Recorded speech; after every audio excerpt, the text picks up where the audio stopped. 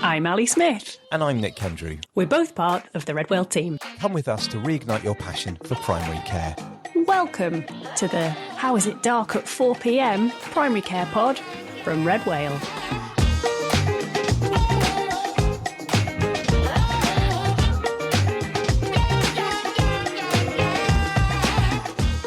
The Primary Care Pod from Red Whale.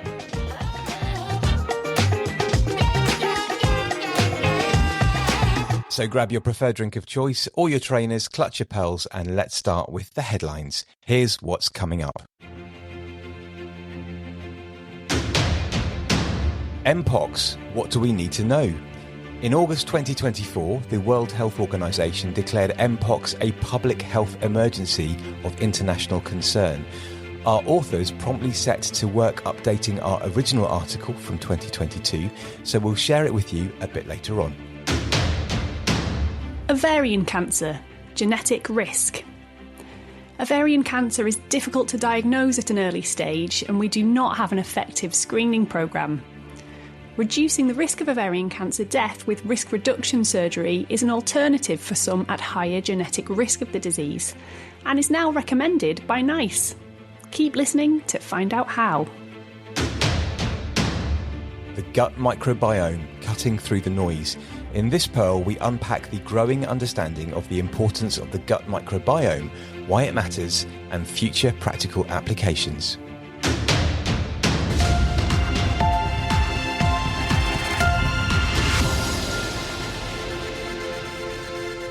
And we start with our third pearl of the month, and Mpox, formerly known as monkeypox. In August 2024, the World Health Organization declared Mpox a public health emergency of international concern due to rapid spread of a new virus strain, the Clade 1b, in the Democratic Republic of Congo, the DRC. Our authors promptly set to work updating our original article from 2022. Monkeypox was renamed Mpox by the World Health Organization in November 2022. So would you feel confident in spotting a possible case? What would you do if they appeared in person at the surgery? What about vaccination? So we're going to cover all these things. Now, this one took me 12 minutes and 48 seconds to read, so a medium length pearl there. So Ali, what did this one mean for you? Well, if I'm honest, before I read this pearl, my knowledge of Mpox was almost zero. I think I was in that head in the sand place of this probably doesn't affect me or my patients. It's kind of an other people thing. But, you know, I understand, having read it, that actually it's really important that we all know a bit about when to suspect it and what to do. So, yeah, very, very useful pearl. Yes, and it's interesting because I remember, back in a couple of years ago, maybe 2021 actually, I did a podcast of my other podcast, Boggle Dogs, about It's a Sin. And we looked at stigma and we looked at HIV. And I remember at the end of one of those episodes saying that if stigma comes up again, we need to stop it. We need to challenge it as it happens.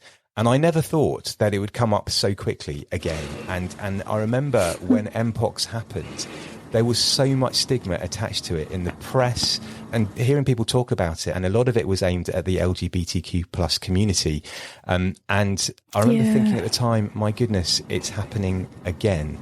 And thankfully, the first time this happened back in 2022, it didn't have the awful consequences that we were worried about, but it seems that we're in a worrying place again. So it's a really interesting one to watch and see how it evolves. And we just need to know more about it, don't we? Yeah, absolutely. It's so important, isn't it? Well, let's start with some background to all of this, and I kind of touched on it just now. So Mpox is a pox virus similar to smallpox, and following a flu-like prodrome phase, Mpox typically presents with a rash, which can sometimes be widespread and severe. Now, it was previously confined to West and Central Africa, but since May 2022, there has been international spread. In August 2024, the WHO raised the alert about the rapid spread of a new highly virulent Clade 1b strain of Mpox virus circulating in the DRC, with new evidence of spread to areas in Central and East Africa and of sexual transmission. This strain of Mpox is classified as a public health emergency of international concern. The risk to the UK population is considered low. At the end of October, it was announced that the UK Health Security Agency, the UKHSA, had detected the first confirmed human case of clade 1b Mpox. The case was detected in London and the individual was transferred to the Royal Free Hospital High Consequence Infection Diseases Unit. They'd recently travelled to countries in Africa that are seeing community cases of clade 1b Mpox. So to pick up on the detail of that, there are two major subtypes, so clades of Mpox. Clade 1, Central Africa and Congo base origin, which is more severe. Clade 2, West Africa origin, less severe. Clade 1 subtype Mpox is classified in the UK as a high consequence infectious disease, so HCID, unlike Clade 2. The majority of the cases seen in the 2022 outbreak were Clade 2 subtype. In the UK, rates of Mpox infection were highest in 2022 with 3,732 cases and fell significantly in 2023 to 24 with 196 cases from January 23 to May 24. The UK control strategy for outbreak management is to eliminate person-to-person Mpox transmission in the UK. In the written pearl, we outlined the UKHSA case definition of Mpox, the process for clinical assessment of potential clade 1 Mpox, and the actions suggested for primary care. We also draw on a BMJ descriptive case series which outlines some of the clinical features we should be aware of from 2022, a JAMA 2022 viewpoint article, an associated editorial, and a NEJM review also from 2022. So how is Mpox spread, Ali?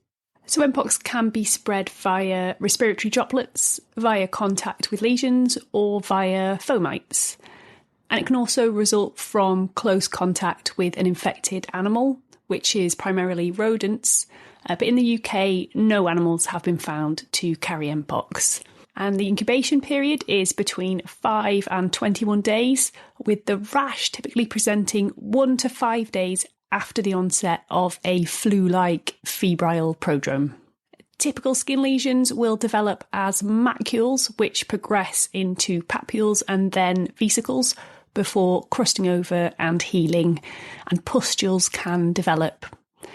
The rash predominantly affects the face, hands and feet, including soles and palms, mucous membranes and genitals. And the duration is usually around 2 to 4 weeks before all lesions have healed. The lesions are contagious until all scabs have fallen off and there's intact skin underneath. The UKHSA case definitions of Mpox are divided into probable case and possible case. So to talk through that, thinking about probable Mpox infection, first of all, you need to have any one of a link with a confirmed, probable or highly probable case of Mpox in the previous 21 days, or be someone who identifies as gay, bisexual, or another man who has sex with men, or have a new sexual partner in the 21 days before symptom onset. So any one of those three, plus either an unexplained rash or lesions on any part of the body, or proctitis, by which we mean anorectal pain and or bleeding. So any one of those three, plus unexplained rash or proctitis, gives you probable Mpox infection. And then you're going to talk through possible Mpox infection, aren't you, Nick? I certainly am, and there are flowcharts for these in the written pearl, so it's well worth having a look at that because it's quite a good visual representation.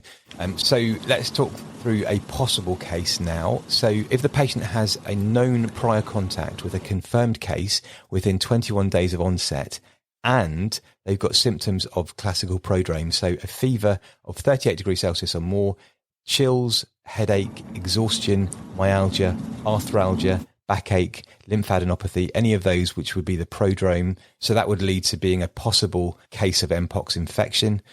Or another way that it can be a possible case would be that the clinician has a suspicion of Mpox itself, and that's enough for it to be a possible Mpox infection case.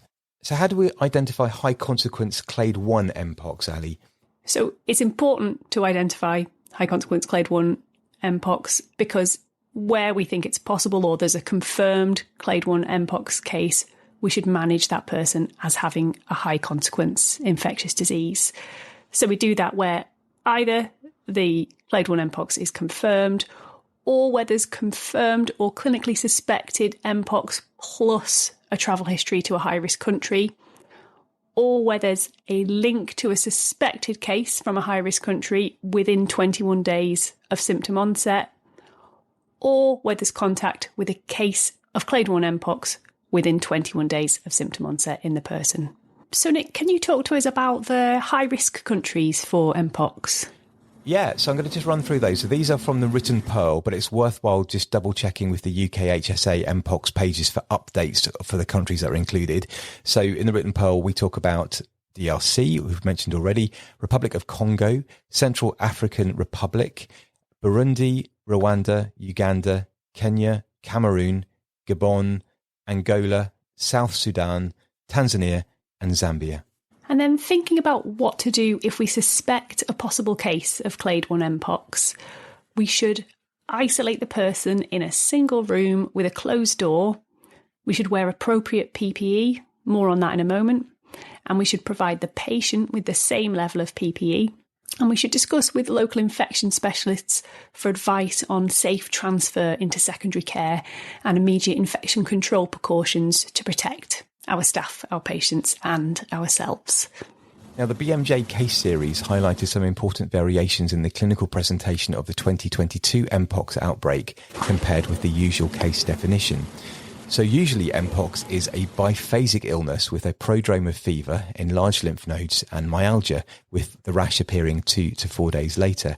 However, in the 2022 outbreak, this appeared to be reversed and the febrile illness often appeared after the initial lesions. Presenting features included penile edema and rectal pain or pain on defecation, and this is not part of the usual case definition. A sore throat plus or minus tonsillar abscess also appeared to be more common in the 2022 outbreak than was seen previously in Mpox. The NEJM review also highlighted epiglottitis as a feature of the 2022 Mpox variant. So who's at risk, Ali? While anyone can catch Mpox, a BMJ practice pointer reminds us that certain groups are at higher risk. So those include people who identify as men who have sex with men, those engaging in high-risk sexual behaviour, people who may have occupational exposure, people like health workers and laboratory staff, and those exposed to animal reservoirs, so things like poorly cooked infected meat. What about complications? So Mpox has a mortality rate of 1 to 11%, and clade 1 Mpox is considered higher risk. A greater risk of complications is seen in pregnant people, in those under the age of 8 years old, and in those with immune compromise. The BMJ practice pointer also points out that individuals with severe pre-existing exfoliative skin disease, such as eczema, psoriasis, acne, or widespread herpes or burns, are also at increased risk of adverse outcomes.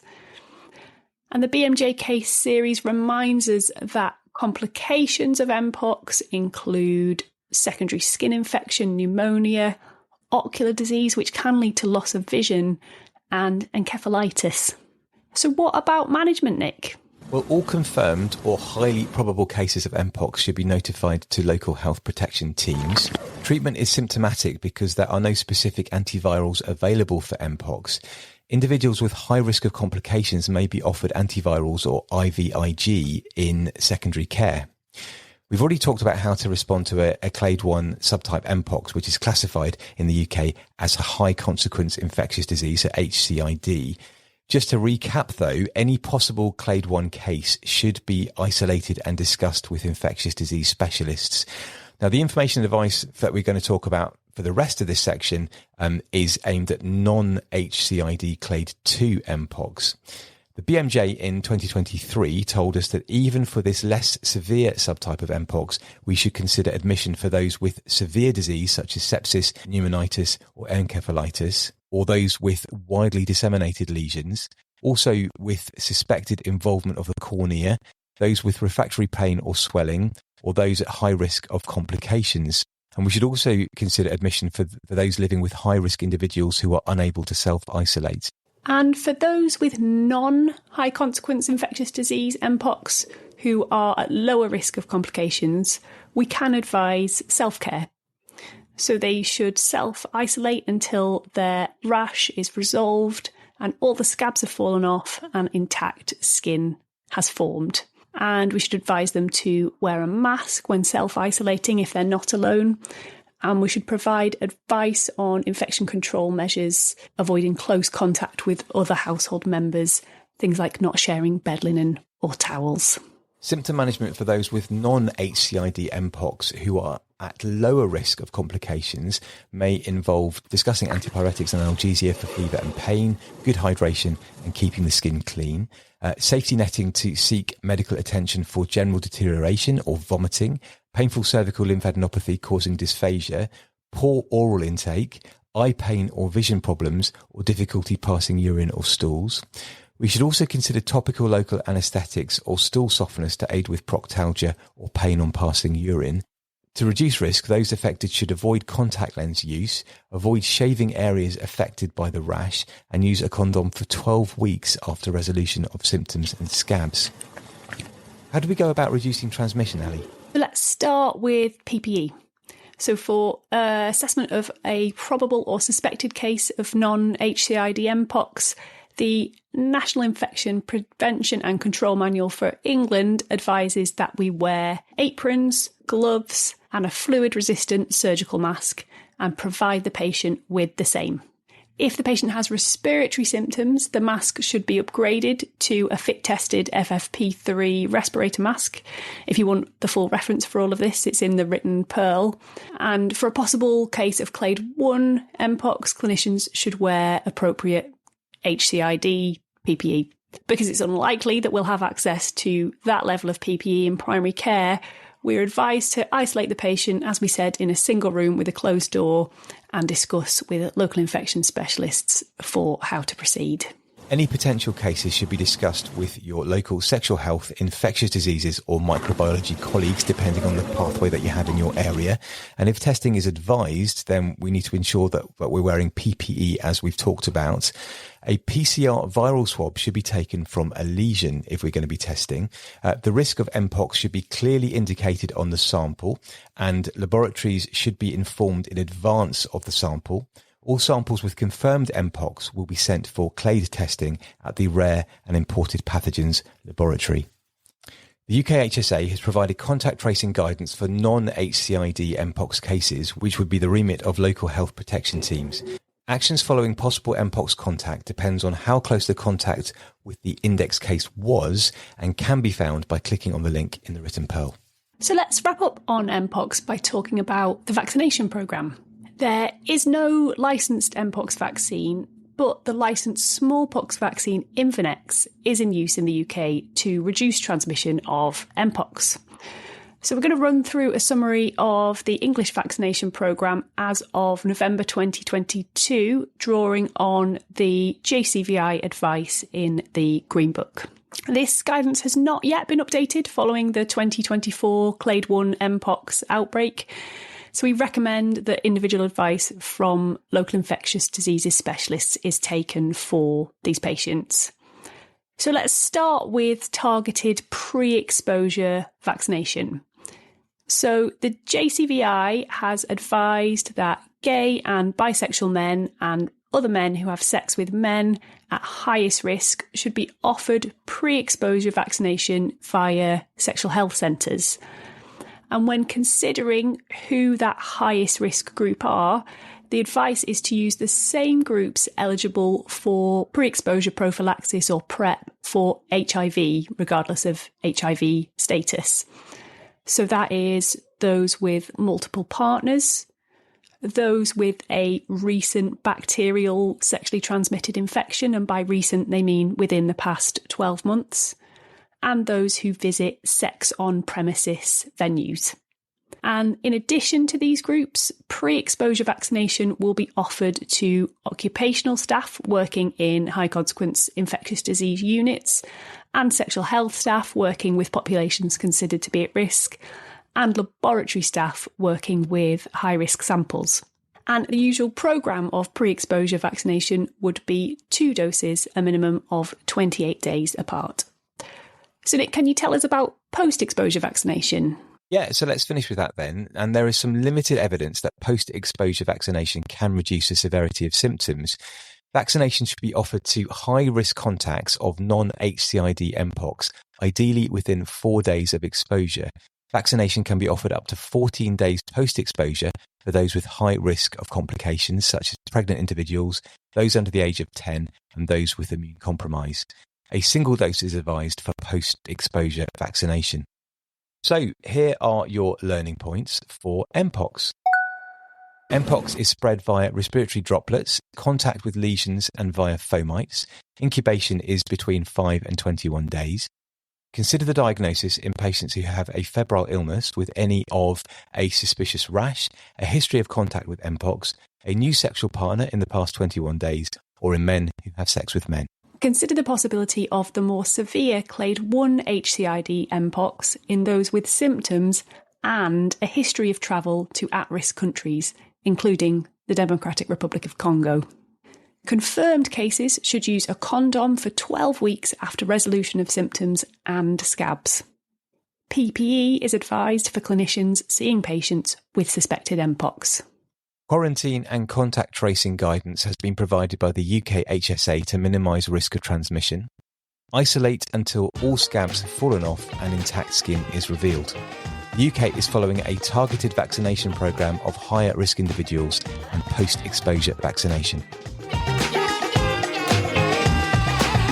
Okay, so let's pause for a few moments now because it's time for a group hug, which a lot of people find is their favourite part of the podcast. So this is the part of the podcast where we celebrate getting through a difficult day in primary care with our best intention story. Now, thank you to everybody that's emailed in and also to those of you that have texted in your stories recently, but please do keep sending them in because we need more of them to put a smile on everybody's faces. We've actually got one this time around that's only just happened. So if something happens to you at work, send in your stories as soon as you can, and then we can use it on the podcast, and our contact details are in the show notes. So let's press a few buttons, and here we go. Dear Ali and Nick, I'm absolutely mortified by what I did. I throw myself at the mercy of your listeners.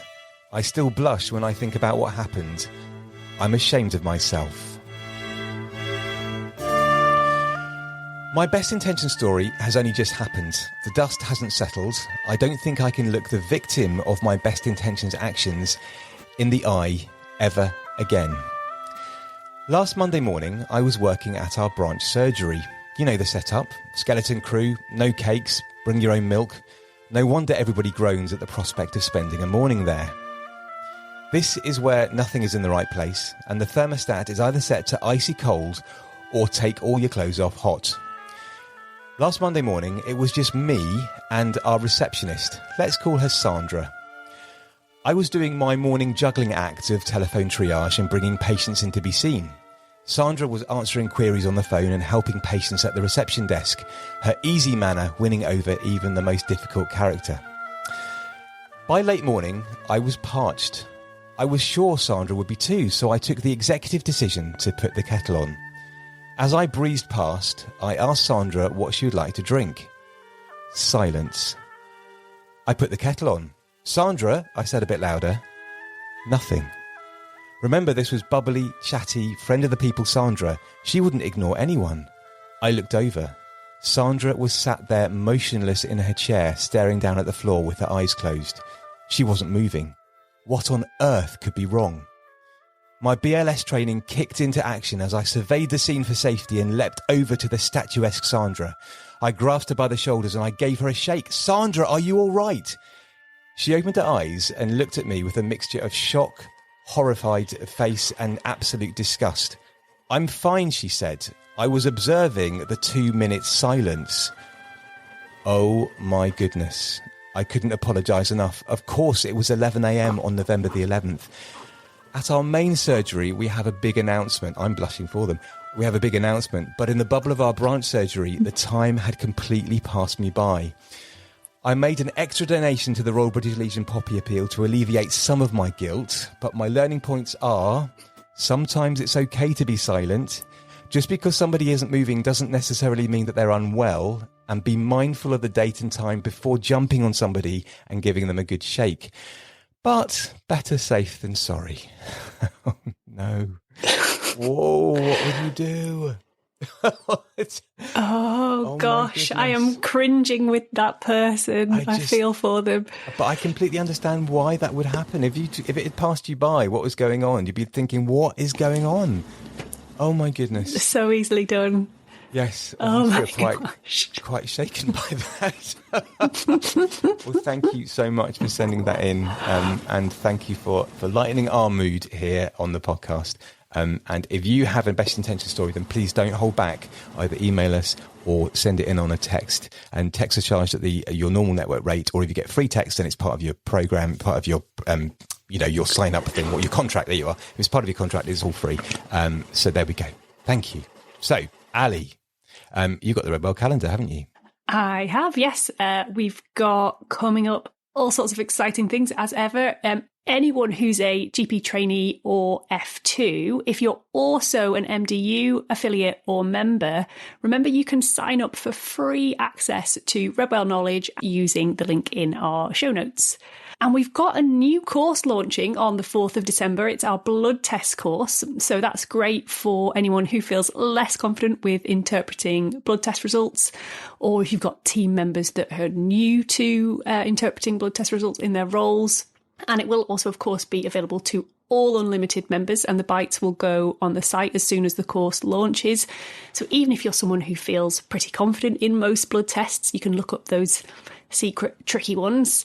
And we've got lots of women's health opportunities coming, both digitally on the 29th of November or face-to-face courses on the 6th or 12th of December. Might be quite nice to combine a day out Christmas shopping in London or Manchester with a little women's health update. Okay, on now to our fourth pearl of the month, and ovarian cancer genetic risk. As we said in the headlines, ovarian cancer is difficult to diagnose at an early stage, and we don't have an effective screening program. Reducing the risk of ovarian cancer death with risk reduction surgery is an alternative for some with high genetic risk of the disease, and it's now recommended by NICE. So, how can these people be identified? How should we assess risk? Who needs referral? What support will they need? Now, this one took me 10 minutes and 28 seconds to read, so the shortest pearl of the month. What did this one mean for you, Ali? Well, this one strikes a bit of a personal note for me. Not directly, thankfully. My family doesn't have BRCA or another cause of familial ovarian cancer risk, but I am part of a family with an identified genetic breast cancer risk. And some of us in our family have been offered risk-reducing surgery due to that. And so I have some experience firsthand of how complicated and tricky the discussions and the decisions around this stuff can feel, and the kind of layers of it, the concern for both yourself and for other family members. So yeah, it's emotionally tricky stuff, and I think really nice to have this pearl to support us with it clinically. Yes, and it is always difficult when it's something that you kind of are dealing with in a family as well. And then if a patient comes in to talk to you about it, then you can use that experience to help the discussion. But equally, at the back of your mind, sometimes you are thinking about your personal circumstances as well, aren't you? Yeah, it's tricky, isn't it, finding that balance? Exactly. Well, thank you for sharing that with us, Ali. And the written pearl starts with a scenario. So imagine I'm a patient talking to you now, and here we go. While I'm here, we bought cancer test kits because it's best to know early, isn't it? My wife had the all clear, but my results say that I have a gene which can cause ovarian cancer. I know I haven't got ovaries, but what if I pass this on to our daughter? She's not sure whether to order a kit herself now because they're expensive, but she wants me to ask if they're reliable. What would you say to a patient in that scenario, Ali? It's a tricky sounding consultation, that, isn't it? Absolutely, and I think it's one that will become more and more common as time goes on. So these patients who receive direct-to-consumer results after undergoing testing by commercial organisations, as you say, they might increasingly be coming to us for advice. And ovarian cancer, as we've said, is difficult to diagnose at an early stage, and we don't have an effective screening programme. But reducing the risk of ovarian cancer death by risk reduction surgery is an alternative for some people at higher genetic risk of the disease. And how can we identify these people? Well, NICE published guidance about familial ovarian cancer risk in March 2024. That's NG 241. And we've summarised that guidance in our written pearl with additional information drawn from an associated BMJ practice guidelines article, also from 2024. And the full references, as always, are in the written pearl. And further information on the genetic risks of other specific cancers is included in our separate articles, breast cancer genetic risk and colorectal cancer genetic risk. And that article includes some stuff on Lynch syndrome. Now, the NICE guidance recommends establishing familial ovarian cancer multidisciplinary teams in each hospital trust. Multidisciplinary input is needed because having a genetic risk of ovarian cancer is associated with an increased risk of other cancers, including breast and bowel, but also pancreatic, prostate, and primary peritoneal malignancies. The main pathogenic genetic variants conferring increased risk of ovarian cancer are BRCA1 and BRCA2. We've probably heard about those, but there are others, including mismatch repair gene variants found in Lynch syndrome, and there are others as well, which are listed in the written pearl. Now, these are of potential significance to biological males as well as females, both for the individual and through their carrier status for the genetic relatives. So having heard all of that, I know what you're thinking. What's the role of primary care? Ali? So NICE outlines two roles for us. One is appropriate referral to genetic services, and the other is provision of high quality information to patients. So in the scenario at the very beginning of this section, testing had already been conducted by an organisation outside the NHS. So NICE says that if direct-to-consumer tests report the presence of a gene that can be tested for in an NHS setting, we should liaise with genetic services to discuss whether an NHS referral is needed. In practice, at Red Whale, we think that a pragmatic approach would be to take a family history and refer if they meet the criteria. And if not, we probably would seek advice from genetics about the specific abnormality reported. So who does NICE say we should be referring for genetics assessment and possible testing? So let's run through these now. So we should be referring those who have a diagnosis of ovarian cancer and have not already had genetic testing. And this should be offered in secondary care at diagnosis, but may have initially been declined or not have been normal practice at the time of the diagnosis. So we may be approached by these patients. And we should also be referring those who have a first-degree relative, as in parent or sibling or child, with a diagnosis of ovarian cancer, or those who have a secondary relative, as in grandparent, grandchild, aunt, uncle, niece, nephew, half-brother or half-sister, even if there are unaffected intervening blood relatives with a diagnosis of ovarian cancer. This is something that should now be advised or initiated in secondary care at index case diagnosis, but that's not been done in the past.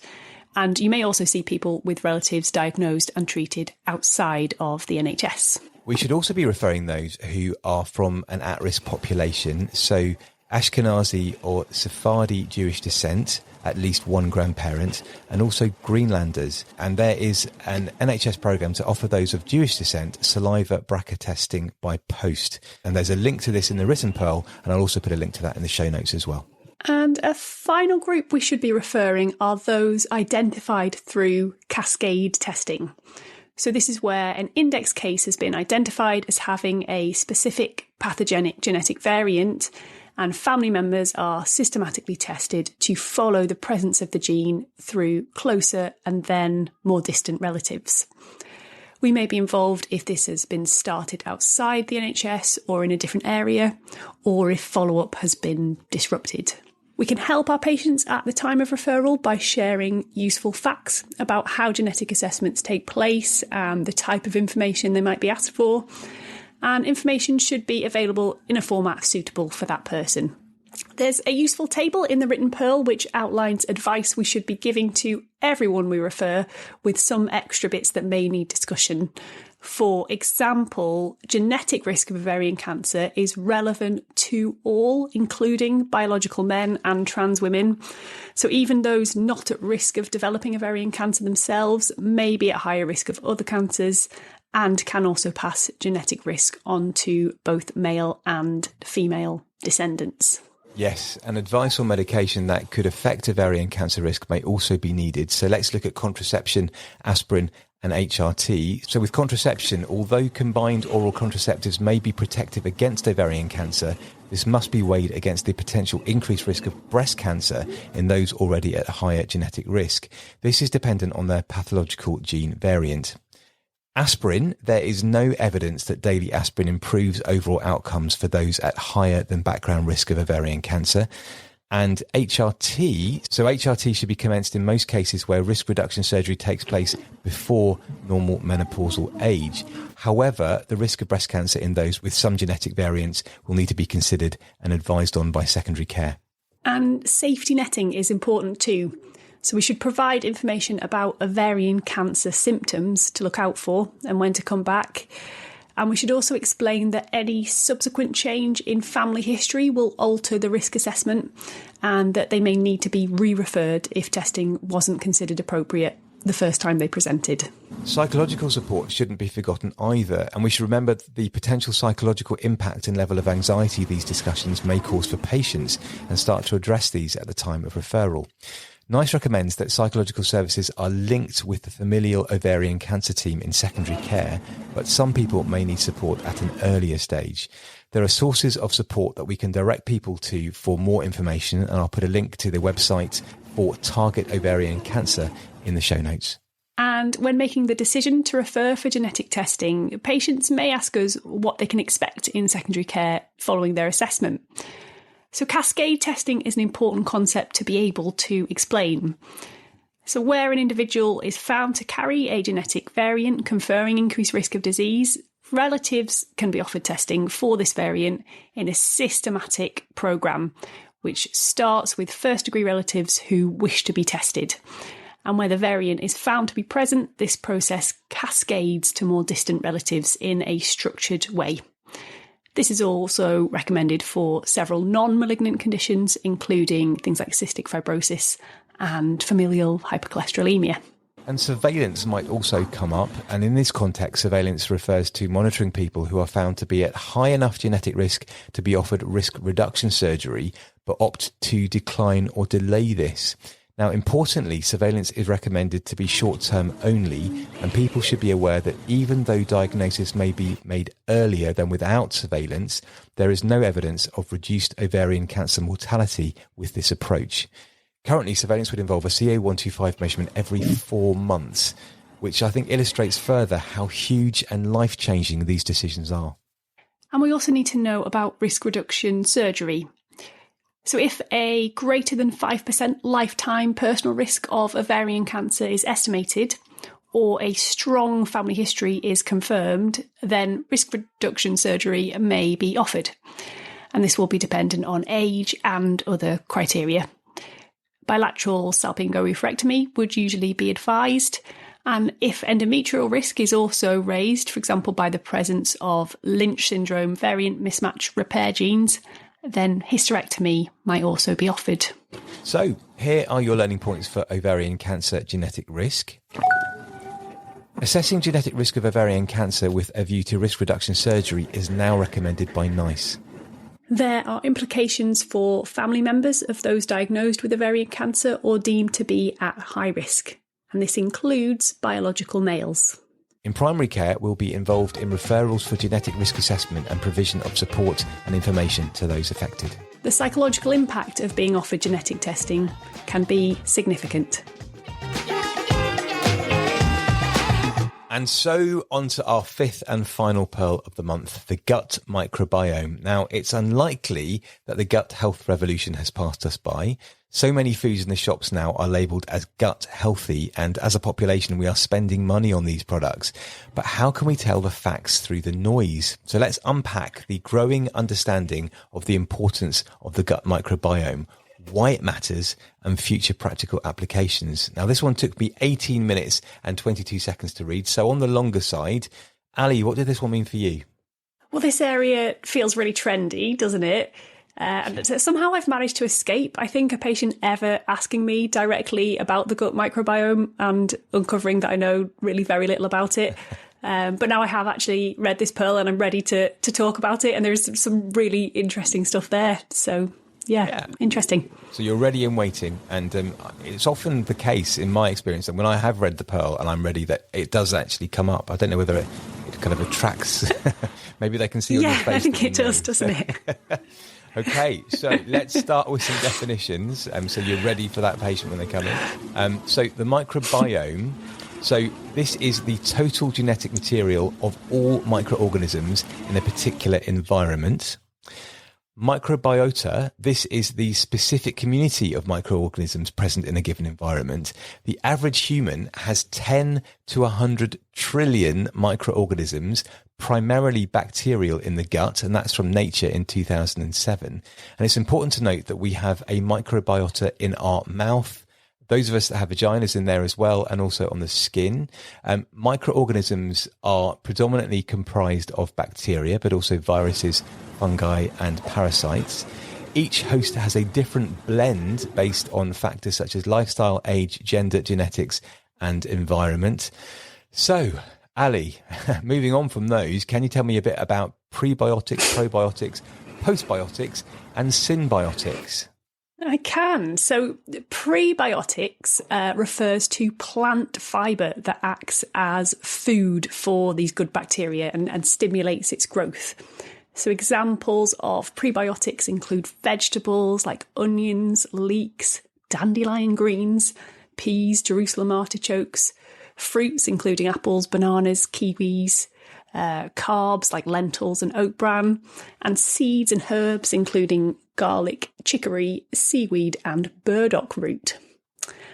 And then when we use the phrase probiotic, we're talking about the organisms themselves, so beneficial microorganisms we can add to our existing microbiomes include from sources like sauerkraut, miso soup, kimchi, kombucha, kefir, pickled vegetables, and some ultra-processed products including Yakult and Actimel.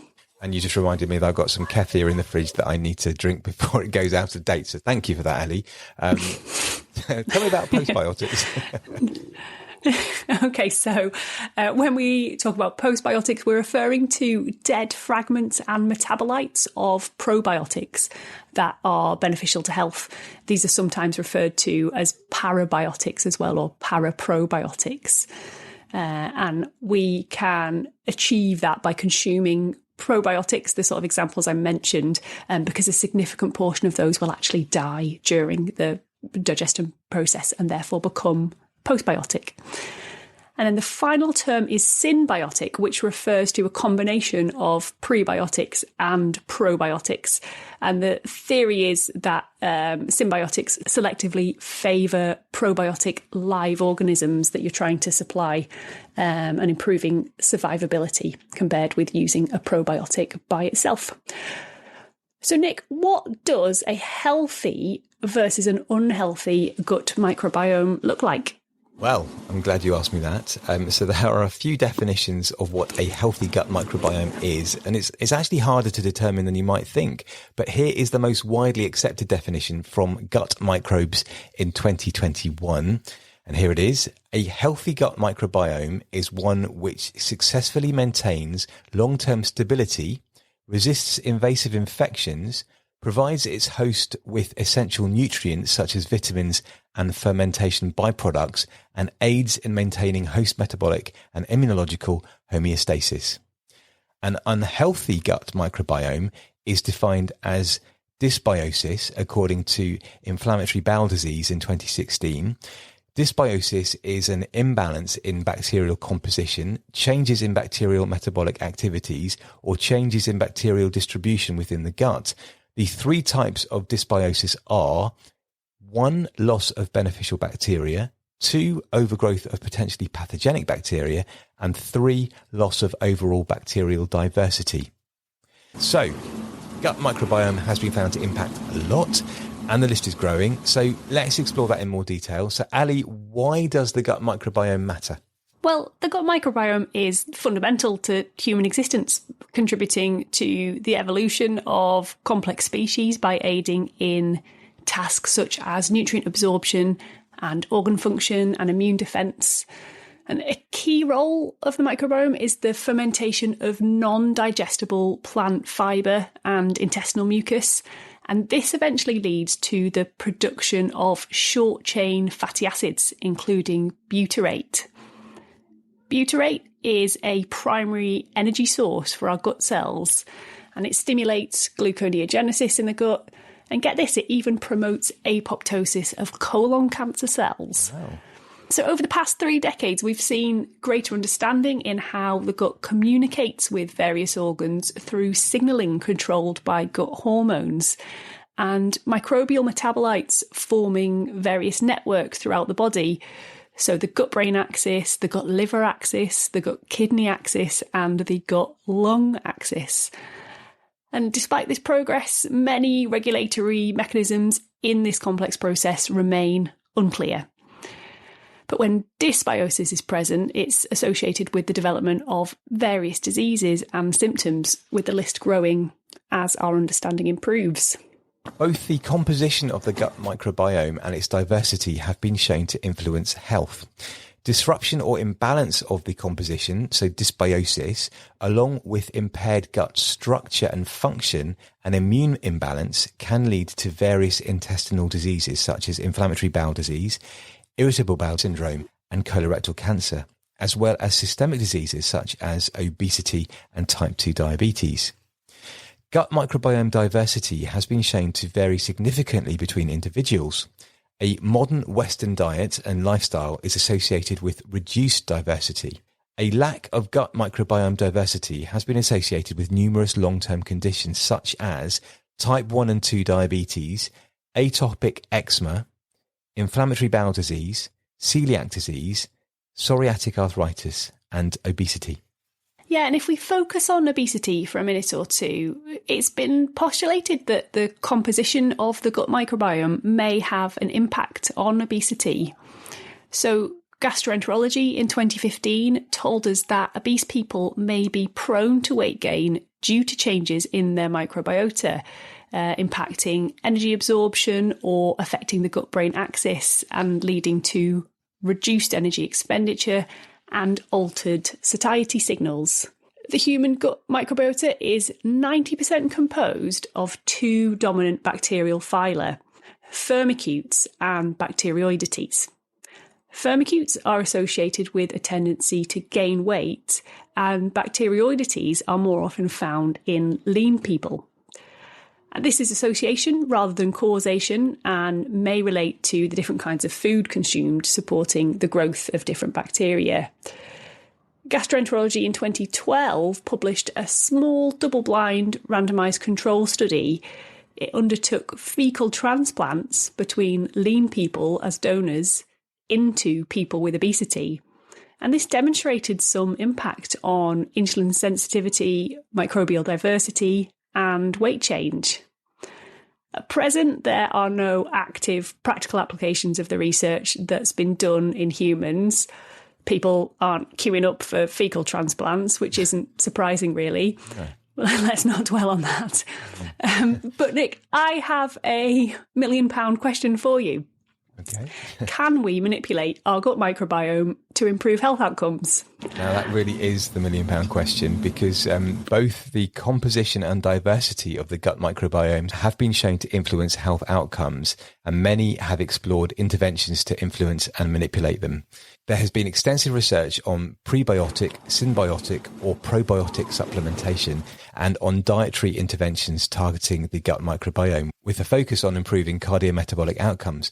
A review article in the BMJ in 2023 explored over 200 studies involving over 16,000 participants. They found that probiotic interventions appeared to be less effective at improving the microbiome than broader interventions such as dietary changes or prebiotics. They noted a lack of consistency in outcomes and study designs, the need for consensus on mechanistic markers, including microbial metabolites linked to cardiometabolic risk, a need for well-designed large-scale studies with robust biomarkers, uniform protocols, and integrated data-driven approaches, and an urgent need for guidelines based on comprehensive research for practical applications. The overall conclusion from the BMJ evaluation? Well, despite some contradictions, there was evidence for a number of effective interventions targeting the gut microbiome for disorders such as metabolic syndrome, obesity, and type 2 diabetes. An increasing number of people are exploring intermittent fasting for the purported health benefits, including improved gut microbiome diversity. NPJ Biofilm's Microbiomes in 2023 told us that a 3-week study of intermittent fasting using the 5-2 approach showed changes to the participants' microbiota. There were also improvements in parameters related to obesity and atherosclerotic cardiovascular disease. So it's not clear if intermittent fasting results in a change in gut microbiome that is clinically significant, because there are mixed results from the studies. But if it is effective, this is likely a late effect after a prolonged adaptation to dietary changes. That was the conclusion of a NEJM article in 2019. Potential practical applications involve the diagnosis of diseases and identifying risk of future disease. Some of the microbes and or metabolites in disease pathologies are being identified, opening the potential for future biomarkers for disease identification. Several studies have looked at possible diagnostic disease biomarkers in the gut microbiome. These could include signaling metabolites, so these are metabolites released by gut bacteria which trigger changes in host physiology, or microbial genetic material. Conditions currently being explored include colorectal cancer, breast cancer, esophageal cancer, and inflammatory bowel disease. In identifying risk of future disease, research shows the potential to predict the risk of developing several conditions, including gestational diabetes, celiac disease, and even cardiovascular disease. So there's a table in the written pearl looking at the evidence for the possible uses of probiotics. And amongst all the possible uses, antibiotics in 2017 and epidemiological health in 2018 tell us that probiotics may help prevent antibiotic-associated diarrhea, although research on efficacy and optimal dosage is ongoing. And the World Journal of Gastroenterology in 2015 told us that a meta-analysis found that kefir, as in the fermented milk Nick's got some in his fridge, increased eradication rates of H. pylori compared with standard therapy. An adjuvant therapy to increase efficacy of melanoma treatment has also been found. So the use of bifidobacterium species alongside anti-programmed cell death ligand 1 therapy increased efficacy in mice.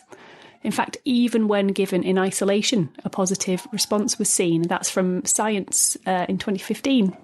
There are currently several commercial tests that patients can request directly.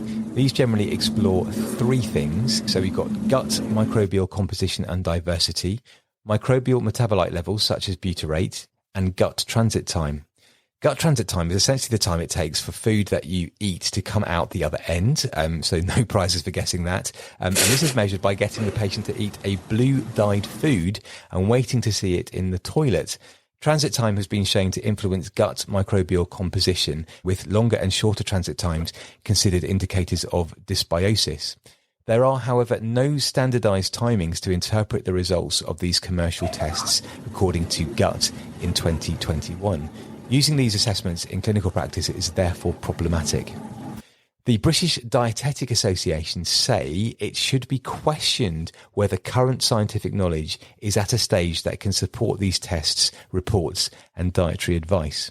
So given that, what do? We are increasingly going to be handed a list of tests that we haven't ordered, the results of which have no standardized way of being interpreted, and probably tearing our hair out when we get that. So it's important we focus on what we do know helps the gut microbiome and share honestly with patients what we don't know. So here are some key lifestyle tips that can help promote a healthy gut microbiome. So firstly, consume a wide range of plant-based foods such as fruit, vegetables, nuts, seeds and spices. Also aim for more than 30 different types of food across a week. This is likely to improve nutrition generally. Look to add natural probiotics in the form of fermented foods. Literally feed the bugs, that's prebiotics. Limit ultra-processed food. encourage regular physical activity. And if you have a look in our article on Red Whale Knowledge, which is physical activity, effective consultations, that's a way that we can get into that when we talk to patients. Promote good hydration and be mindful of using medications such as antibiotics that can negatively impact the gut flora. What about commercial probiotics, Ali? Well, we've taken this from Microbial Biotechnology in 2022, and they tell us that there are a wide variety of probiotics. Some of them are extensively studied, while others lack research. And there is a concern about the impact probiotics can have on weakened immune systems and the theoretical risk of illness. Probiotics are considered dietary supplements, not drugs, and their content and manufacturing are therefore not closely monitored. And that leads to uncertainty around the quality of products in pharmacies and health food shops that patients are buying. There's a lack of clarity on whether products contain the listed probiotic bacteria that they purport to. And there is the potential for lower quality products to not match their label information. Our knowledge of the gut microbiome is still in its infancy, and the exact mechanisms for any benefits remain unclear. So gut microbiome testing, in particular direct-to-consumer testing, which is now widely available, should definitely be used with caution. But this is an exciting area and our understanding is improving rapidly. However, we don't know all the answers and we don't fully understand any risks that might be associated at the moment. And Nick, what is causing the exponential growth in interest in this area? Well, Ali, to quote ABBA, gimme, gimme, gimme. No, not that at all. No, money, money, money, actually. Because according to Nature... According to Nature, in 2019, research around gut health has grown, with more than 1.35 billion being spent in the past 10 years. Now, this has piqued the interest of investors into the microbiome market, and new products and supplements are cashing in on the craze, and you may well have seen them on your supermarket shelves. However, the human market is dwarfed by the huge investment in agronomy, where it's hoped environmental microbiomes will replace toxic chemicals. By 2027, it's predicted this market will be worth 9.55 billion, and that is from Fortune Business Insights in 2021. So there is money to be made, and it may be our role to help patients navigate this market to get the benefits of a healthy gut without an empty wallet and without inadvertently worsening the quality of their nutrition just because a product says gut health on it. So after all of that, here are your learning points for the gut microbiome. The gut microbiome is a crucial component of the body, communicating with various organs to control numerous functions. Our understanding has improved massively over the last 2 decades, but there is far more to discover. Practical applications are growing. We can expect these to start to become commonplace clinical practice over the next 10 years. There is a large market for products that are targeted at our gut health. Efficacy of these products is not clear. Unsurprisingly, a natural whole food diet, regular physical activity, and good quality sleep have been shown to outperform supplementation. Okay, so now if you're hankering after a Red Whale Knowledge subscription, then we're offering a 10% discount on Red Whale Knowledge for our fabulous Red Whale pod members. So how do you become a member, I hear you ask? Well, if you are listening to us now, then you are part of our pod. And all you have to do is go to redwhale.co.uk, put Red Whale Knowledge in your basket and enter the code RedWhalePod to get 10% off. And here's the small print. The discount is only for this product and it won't work on anything else. And please also note that this voucher code is all one word and all lowercase, RedWhalePod. And if you've enjoyed listening, then please give us a 5-star rating on whichever platform you use. It only takes a few seconds of your time and we really appreciate it. If you can spare a little more time, then please leave us a nice review. Because of the way the algorithms work, it means that other people just like you can discover us. And of course, putting algorithms aside, there is no greater recommendation than a word of mouth recommendation. So if you've got value from listening to the podcast today, then please don't keep it a secret. Please tell everyone that you know who might also benefit from listening. All the resources that you need are in the show notes and all the links are in the show description on your preferred podcast platform. You can also find us on social media. We're on Facebook, Instagram, LinkedIn and X. And if you want us to see something about the podcast, then please use #RedWhalePod. The other thing that you can do if you click on the link in the bio is to leave us a voice message. You might have heard some of those in recent episodes. Tell us about anything that you found helpful or would like us to go over. You can also email us. Our address is podcast@red-whale.co.uk. And until next time, I'm Ali Smith. And I'm Nick Kendrew. Remember to keep Red Whale Knowledge open on your desktop at work so we're with you when you need that extra bit of information or reassurance. Take care and look after yourself. Bye-bye. Goodbye.